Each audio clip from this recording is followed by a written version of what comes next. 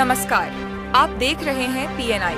बिहार विधानसभा चुनाव 2025 के दूसरे चरण के मतदान में आज नेताओं से लेकर आम मतदाताओं तक सभी ने लोकतंत्र के इस महापर्व में बढ़ चढ़कर हिस्सा ले रहे हैं।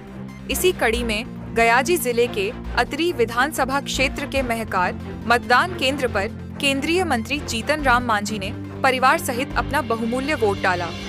हालांकि जीतन राम मांझी अपनी पत्नी के साथ पहले ही मतदान कर चुके थे, लेकिन उनके बेटे संतोष मांझी और बहू दीपा मांझी ने इमामगंज से लौटकर लगभग दोपहर 3:30 बजे अपना वोट डाला।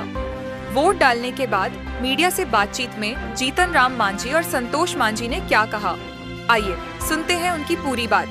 तो पूरे बिहार का दौरा किए हैं और पूरे बिहार में हर विधानसभा में जाने का सौभाग्य प्राप्त हुआ और ग्राउंड पर जो लोगों का उत्साह है एनडीए के प्रति, हम समझते हैं कि आने वाला 14 तारीख को 2010 का जो रिजल्ट था उससे कहीं ज्यादा सीटों से एनडीए जीतेगा।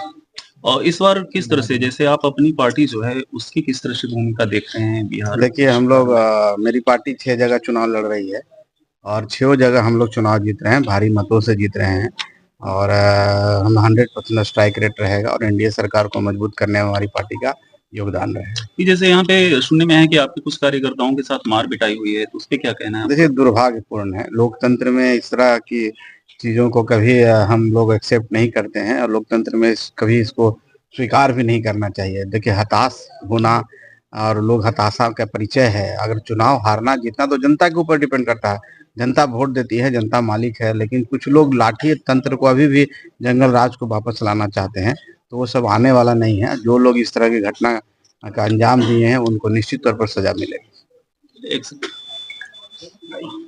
आपने आपने आपने मैम अभी वोट कास्ट किया है, क्या मतलब आज सुबह से चल रहा था दिमाग में, क्या सोच रही हैं आप वोट कास्ट करने के बाद? या देखिए, सुबह से ही सामने किस तरह का इश्यूज इस बार रहे हैं? कहा हम अपने क्षेत्र के बारे में कि पूरा बिहार के बारे में। आप जैसे इमामगंज को भी मतलब आप वहां से भी हैं और यहाँ आप अपने मतलब होम जो बूथ है उसके पॉडकास्ट करने आई है, तो ओवरऑल आप बताएंगे। देखिए, सुबह से ही नहीं, लेकिन हमारा हमेशा से ये मन में रहता है कि एक ऐसी सरकार हो जहाँ लोगों के साथ समन्वय बना रहे और बिहार का विकास हो और आने वाली जो पीढ़ियां हैं हमारे बिहार की, हमारे देश की, वो नई पहचान बनाए, नए चीज सीखें। ऐसी सरकार की जरूरत है और यही हमेशा मेरा भी मन में रहता है कि लोग इस तरह की जो भावना आजकल एक दूसरे के बीच हिंसक बनकर ये कर रहे हैं, वो बहुत ही गलत बात है और इस तरह की भावना मन में नहीं होनी चाहिए। अगर आपको किसी तरह की डर है, भय है, तो उसको आप लोगों के बीच जाइए, जनता के बीच जाइए, उनका प्यार पाइए, सम्मान पाइए। से वो चुनाव लड़ रही है, तो वहाँ को लेकर के क्या प्रेडिक्शन है? जैसे आप क्षेत्र में घूमी हैं, तो क्या मतलब प्रेडिक्शन, क्या रुझान है उधर का? देखिए, हम क्षेत्र में घूमे, आज 11 महीने होने चले हैं और क्षेत्र में हम रहे हैं। मतलब 1-2 दिन भी हम घर में ऐसा नहीं हुआ है कि हम बैठे हैं। हर 1-2 दिन के बीच अल्टरनेट डे हम इमामगंज जाते रहे हैं, लोगों के बीच गए हैं, रहे हैं। सबका प्यार सम्मान बहुत मिला है और हम समझते हैं कि आने वाला जो चुनाव हो अभी है, आने वाला समय 14 तारीख को ये पूरे बिहार को पता चलेगा कि इमामगंज की जनता बहुत ही सजग है और बहुत ही आगे बढ़ना चाहते हैं और हमें लगता है कि जो आने वाला रिजल्ट होगा बहुत ही अच्छा होगा। क्या इस बार भी आश्वस्त हैं आप? बिल्कुल बिल्कुल आश्वस्त हैं और बहुत भारी मतों से विजयी होंगे। और सर, आज बिहार में दूसरा फेज का जो इलेक्शन है उसको लेकर के क्या प्रेडिक्शन है अभी तक? जैसे आपने सब जगह से फीडबैक लिया होगा, तो क्या लग रहा है आपको? देखिए, इसके बारे में हमें कहना ये है कि फर्स्ट फेज में जो चुनाव हुआ वो मोस्टली वैसे जगहों में हुआ जिसको हम लोग कह सकते हैं कि उत्तर बिहार का जगह थी और सेकंड फेज में जितना भी इधर सबऑर्डिनेट नेबरिंग इलाका है, बॉर्डरिंग इलाका है, वो सबका है। तो इसमें वोट का पोलिंग रेशियो हम लोग बहुत पहले से समझ रहे थे कि 65 पॉइंट समथिंग से बढ़ेगा। वो चल जाए 66 चल जाए 67 चल जाए 70 तक चल जाए, लेकिन बढ़ेगा।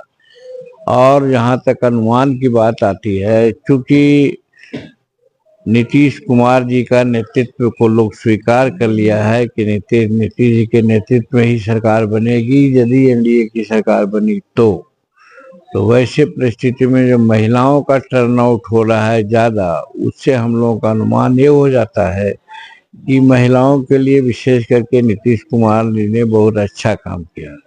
चाहे बच्चियों को साइकिल देने की बात हो, पोशाक देने की बात हो और एसेसरी देने की बात हो, वो लोग ने दिया।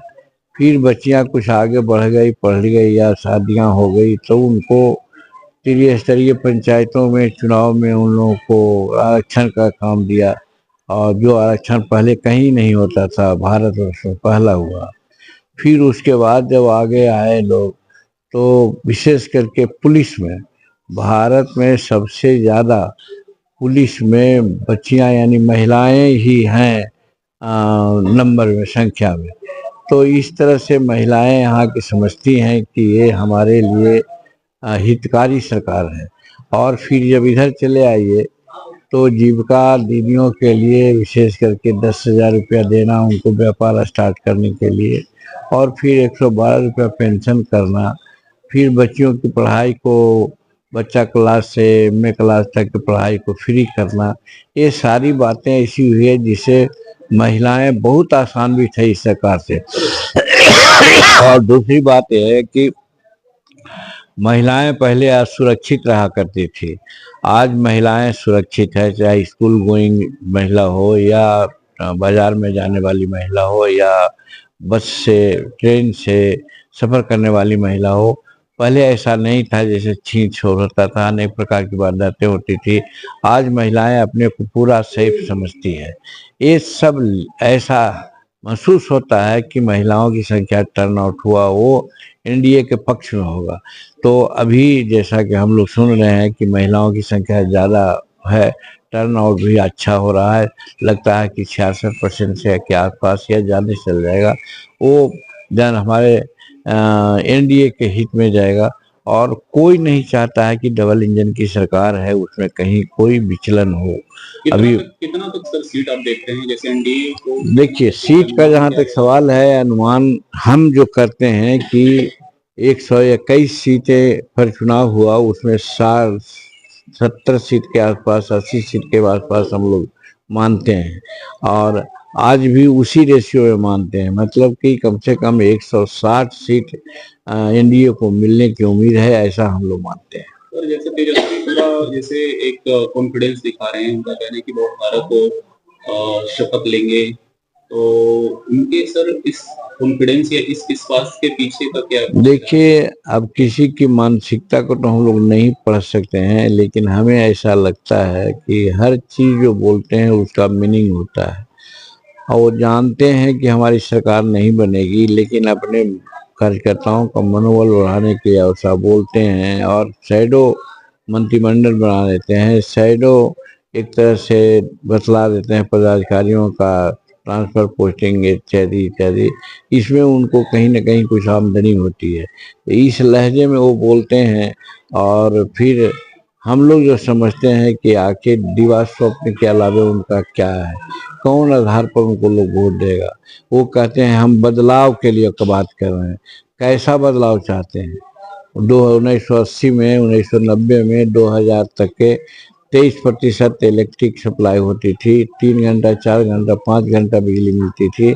आज साहब 24 घंटा बिजली मिलती है, 23 घंटा बिजली मिलती है, 100% बिजली सप्लाई है। तो क्या चाहते हैं कि 100% बिजली सप्लाई नहीं हो? आप लोग आए होंगे, पटना से गया 4 घंटा लगता था, हिचकोला खाते हुए आते थे। गड्ढा में रोड है कि रोड में गड्ढा है, कहाँ नहीं जा सकता था। अब आज 1.5 घंटा में पटना हम लोग चले जाते हैं। तो क्या चाहते हैं कि फिर वही स्थिति हो, यही बदलाव होनी चाहिए। नई सरकार में सर आप अपनी या फिर आपकी जो पार्टी है उसकी क्या भूमिका आप देखती हैं अगर बिहार में अगर फिर एनडीए की सरकार वापस? देखिए, हमारी भूमिका, हमारे नेतृत्व में जो हमारी पार्टी है, तो आप यही जान लीजिए कि सिर्फ और सिर्फ हम लोग रिप्रेजेंटेशन चाहते हैं, प्रतिनिधित्व चाहते हैं विधानसभा में न मंत्री पद का, न मंत्रालय का, और नहीं और कोई पद के हम लोग आकांक्षी होते हैं। और चूंकि जीतन मांझी जो 9 महीना तक बिहार सरकार में रहा है और 36-35 ऐसे निर्णय लिए थे जो बिहार के दिशा बदलने की स्थिति में ठीक था, और नीतीश कुमार जी ने उन बहुत से योजनाओं को लागू भी किया। तो इस तरह से अभी जो हमारी पार्टी है उसी मुद्दा पर काम कर रही है कि हम जो 34 निर्णय लिए हैं सब इम्प्लीमेंट हो, बिहार को फायदा हो। इसलिए कौन पद मिलेगा, कितना सीट लेंगे, ये सब पर हम लोग नहीं सोचते हैं। हम लोग अपना एक स्ट्रगल करना चाहते हैं और स्ट्रगल में ही विश्वास करते हैं, इसलिए हम कुछ नहीं बोल सकते हैं उसमें। कल अतरी में हुए आपके कार्यकर्ताओं पर हमला जो हुआ, उसको आप किस नजरिए से देख रहे हैं? इसको हम लोग ये देख रहे हैं, अतरी में कल हुआ, 2 दिन पहले हमारे बाराचट्टी में हमारी महिला जो हैं कैंडिडेट ज्योति देवी, उन पर 25 फीट ऊपर से सप्लाई ओवर से पत्थर फेंका गया। अगर उनके माथे पर लगता तो शायद वो जान दे देती, गंवा देती, लेकिन लगा उनके कंधे पर या उनके चेस्ट पर, और वो ही घटना हुआ। उससे पहले आपने देखा होगा कि टेकारी में हमारे कार्यकर्ता जा रहे थे अपने कार्यकर्ताओं से मिलने जुलने के लिए, लेकिन बीच में क्योंकि यादव का घर था उन लोगों ने रोक दिया और मारपीट किया। उसी प्रकार से कल है, बूथ मटेरियल पहुंचाने के लिए हमारे 2 बच्चे जा रहे थे, और ऐसा उम्मीद नहीं था कि साहब वो लोग इस तरह की बात करेंगे, लेकिन जैसे ही लोग लौट रहे थे और खुद जो माननीय विधायक हैं अपने अंगरक्षक के सहयोग से वारदात का दिया अंजाम दिया, जिसमें श्रवण मांझी को तो बहुत काफ़ी चोट लगी है, फ्रैक्चर भी हुआ है। तो कहने का गरज ये है कि वो लोग हताशा में आ गए हैं, समझ गए हैं अब कि हम चुनाव हार रहे हैं, ऐसा करके हम कुछ बहाना खोजे। SIR की भी बात कर रहे हैं, चोरी की मत की बात कर रहे हैं, ये सब कहने लग गए हैं। इससे मतलब यही होता है कि वो लोग हार स्वीकार कर लिया।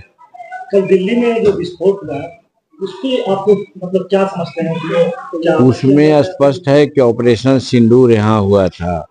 पुलवामा में आपने देखा होगा कि 26 शहीद हुए हमारे जवान।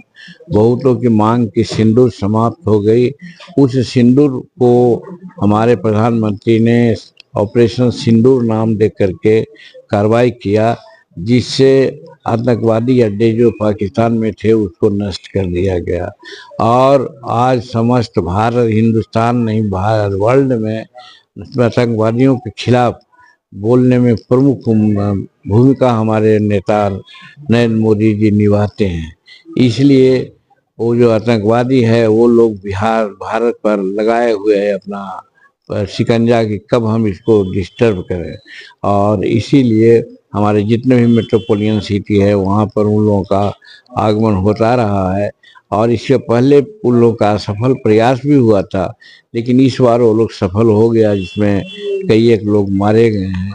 लेकिन त्वरित एक्शन हो रहा है, और जहाँ तक आतंकवाद की बात है उससे हमारे नेता कोई समझौता नहीं करेंगे। हम लोग यही सोचते हैं कि ये ऑपरेशन सिंदूर का रिटेलिएशन है। Thank you.